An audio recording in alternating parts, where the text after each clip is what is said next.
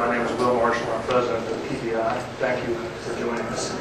Our topic today is the religious right a spent political force? We have a tremendous panel here to talk about this. E.J. Dionne will be here momentarily. Michael Gerson and Amy Sullivan will introduce properly in just a second. But why, first of all, are we grappling with this topic of religious right and whether it's imploding? What are the signs and portents that cause us to ask this question? One, I think, is the political resurrection of Senator John McCain. It was obvious that he was not the first choice of Christian evangelicals in this race, certainly not the first choice of business conservatives, who he's offended many times over the course of his career. In fact, James Dobson, an evangelical leader, said that John McCain is no conservative. And not only is Senator McCain more moderate, perhaps, than the rest of the Republican field, and he's also seemingly more secular. He may even be more secular than any of the three candidates in this race, which is sort of unusual. And I can't help but ask myself, is John McCain's rise a sign of impending collapse or the unraveling of ideological coherence and confidence of the Republican Party's conservative coalition, which has been so dominant in national politics until recently? But even if you look at the second place finisher, Mike Huckabee, he was an evangelical favorite, clearly, but he was also something different, an economic populist. If you listen carefully to his rhetoric, to me at least, he often sounded more like William Jennings Bryan than Tom DeLay. So are evangelicals declining as a force in American politics? Are they rethinking their union with the Republican Party? Certainly they have reason to be demoralized, I think, by the meager gains of that relationship over the last generation or so. It seemed that they've often found themselves fighting cultural rearguard actions on issues like abortion, church-state separation, prayer in school, gay rights, and marriage. Haven't won many big battles, but they have, of course, reaped at least one consolation, which is a right-leaning Supreme Court.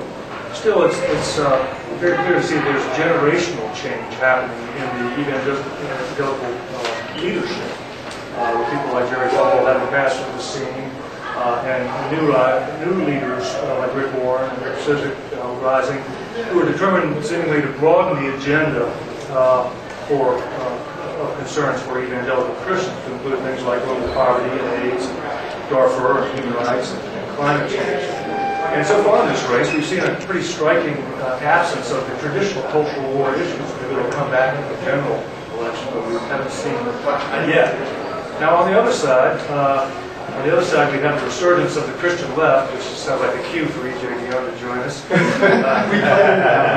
By the way, my apologies. I should have predicted the security in the building, and I did not. Should have predicted you would have troubles with security. Thank you, Yeah, mine got in really easy, but I think they gave a big search. In any case, so there's been, as I said, a kind of resurgence of Christian liberals who are reminding us of the religious roots of the U.S. progressive tradition, going back to the days of the social gospel, the progressive era, and liberals who are saying that their prophetic witness leads them to issues of poverty and economic justice, and talk about the depredations of global capitalism. And E.J. canvases this issue very nicely in his book. So one question I am going to pose to this group is, whether this is an unalloyed good thing. I mean, do we need a balancing left to the Christian right, or do we need to try to step back and depoliticize religion? After all, conservatives have not been the only ones who have overly politicized religion, as the controversy over Senator Obama's pastor, Reverend Wright, has recently reminded us. But if there is a resurgence of Christian liberalism, it's going to collide with the kind of militant secularism that you often find on the progressive left in the United States. This is sentiments here of disdain for people of faith and who tend to be viewed as sort of Bible thumping or snake handling primitives, and which sentiments are richly reciprocated by their targets. And so the question is, how are these two forces on the progressive end of the spectrum going to be reconciled? I hope we'll talk a little about that today as well.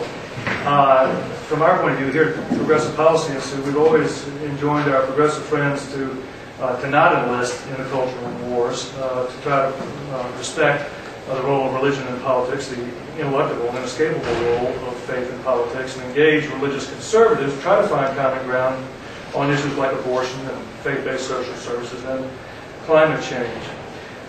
So we're going to grapple with all these questions today, and I can't think of three people better suited to help us parse the complexities of them than the three that we're going to hear from. So thank you all for joining us. I'm going to briefly introduce you and then ask you to respond to the topic sentence. First, on my left is E.J. Dionne, Washington Post columnist, the author of Sold Out. This is a wonderful book with a wonderful title. At first I thought it was a biography of Wilson Pickett, but it's really about, the subtitle says, well, Reclaiming Faith in Politics After the Religious Right. So the premise here is that we are headed into a new era where that religious right is no longer such a dominant political force. By the way, thanks to Amazon, I've learned there was apparently a Righteous Brothers album called Sold Out a long time ago. But anyway, E.J.'s the author of many wonderful books on the plight of contemporary liberalism, and they've all been informed by this hopefulness, this optimism about a liberal revival, and it looks like these prophecies may be finally about to come true. But I recommend this book. It's a wonderful. Amy Sullivan, on the far end of the table there, is senior editor at Time Magazine. She's the author of another new book. Let me hold this up. The cameras. The Party Faithful: How and Why Democrats Are Closing the God Gap. I first met Amy many years ago when she was a lonely but very droll voice in the wilderness of secular liberalism. And she kept telling us that, evangelicals are not monolithic. A lot of them are moderates. Some of them are even sort of liberals. A lot of them are independents. They're not all in bed with the Republican Party. And it followed from that the Democrats would be foolish not to reach out to them and try to find common ground. And her counsel has finally been heeded. It's amazing how our two campaigns, the Obama campaign, Clinton campaign, have much more elaborate outreach efforts for political voters, for religious voters than Democratic candidates have had in the past, to put it mildly. And last, and probably least, is Michael Gerson. Michael is recovering from a dinner party at his house last night. A very famous visitor, I won't tell you who. But he is with of course, with a speechwriter to President Bush. And he is now with the Council on Foreign Relations. He also has a new book, which I'm sorry I don't have here today. It's called Heroic Conservatism: Why Republicans Need to Embrace America's Ideals. I first met Mike when he was working for Senator Dan Coates and also for Jack Kemp back in the days of the empowerment Republicans. And we had a lot of not so furtive meetings with them to try. We were very intrigued by this notion of republicanism that actually wanted to think about how conservative principles could be put to the task of helping low-income, disadvantaged Americans. That discussion sort of morphed into the compassionate conservative agenda, which I thought was a great one, to be honest with you. At least it sounded very good to me when I first heard it. And looking back, I would have to say it's sort of tragically stillborn, a judgment that maybe Mike will disagree with. Perhaps we'll get into that subject as well.